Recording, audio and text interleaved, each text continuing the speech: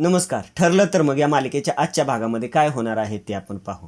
सुरुवातीलाच आपण पाहतो की अर्जुन घरातून न काही खाता गेलेला असतो, त्यामुळे सारीला खूप राग आलेला असतो. ती रागाने घरातील कामं करत असते. पूर्णाजी तिच्याकडे बघत बोलते, आज नवरा न खाता पिता गेलाय, त्यामुळे वातावरण जरा तापलेलं दिसतंय. एवढ्यात अर्जुन आणि चैतन्य घरामध्ये येतात. मधुभाऊ बोलतात, अहो या या जावई बापू या, तुमचीच आठवण काढत होतो. आज जरा लवकर आलात. पूर्णाजी बोलते, बाहेर गेला होतास ना रे, जेवलास का? अर्जुन काहीच बोलत नाही. पूर्णाजी बोलते, मधुभाऊ दुपारची थालीपीठ अगदी खमंग झाली होती ना? मधुभाऊ बोलतात, म्हणजे काय, मी अगदी तुडुंब जेवलोय बरं का. पूर्णाजी बोलते, चैतन्य तू थालीपीठ खाल्ली का? चैतन्य बोलतो, कुठं पूर्णाजी, एक तुकडा खाल्ला होता, मला खरं खायची होती पण.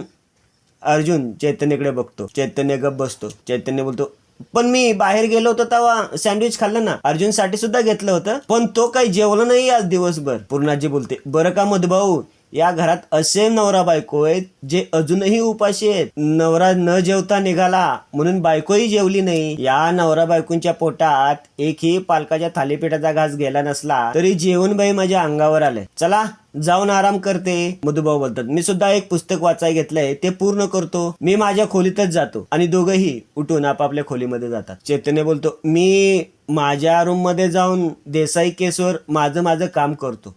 चैतन्य तिथून निघून जातो.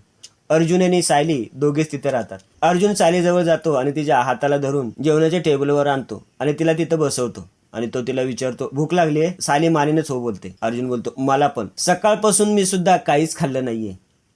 सायली बोलते, मी पण. अर्जुन सायलीला एक घास भरवतो. तो मनातच बोलतो, मिसेस सायली माझ्यासाठी उपाशी राहिल्या. मी अजून कशाची वाट बघतोय की मिसेस सायली माझ्या प्रेमात पडल्यात. सायली अर्जुनला एक घास भरवते. सायली मनात बोलते, माझ्यावर प्रेम असल्याशिवाय काय स्वतः मला भरवताय? का रागवले होते काय माहित, पण मी उपाशी असं कळल्यावर यांचा राग कुठल्या कुठे पळून गेला. हे प्रेमच असेल ना. दोघं एकमेकांना घास भरवतात.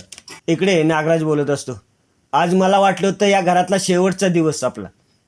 दादाची सगळी प्रॉपर्टी आपल्या हातातून जाणार आहे, केवळ नशिबानेच वाचलोय आज. तोनी बोलते, उगत जास्त खुश होऊ नका. आपल्यावरचं संकट फक्त आजचं उद्यावर गेलंय. किल्लेदार काय मनाला आठवतंय ना, प्रतिमाला बरं वाटलं की परत ये म्हणालाय, आणि जर महिपत अडकलं तर त्याच्याबरोबर आपणही गेलो. नागराज बोलतो, माहितीये ग मला, या गुंत्यातला एक जरी दागा दादाच्या हातात लागला ना, असा गुंता सोडवेल दादा. मग माझं तुझं आपल्या दोघांचं आयुष्य जेलमध्ये. तोनी बोलते, ओ तुमचं माहित नाहीये मला, माझं अख्खं आयुष्य बाकी आहे आणि ते मला जगू द्या. आज आपण प्रतिमामुळे वाचलोय, उद्या तिच्याचमुळे आपली वाट लागेल.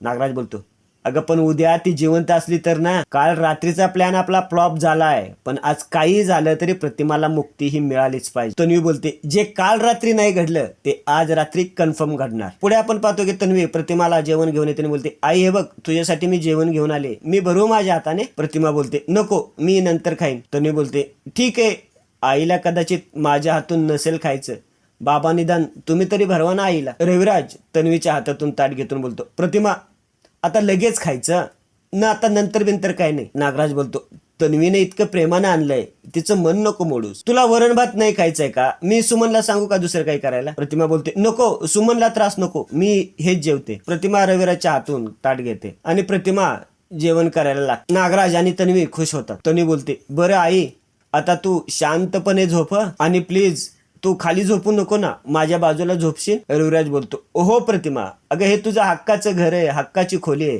तुला जमिनीवर झोपायची काय गरज आहे? प्रतिमा मानेनेच हो बोलते.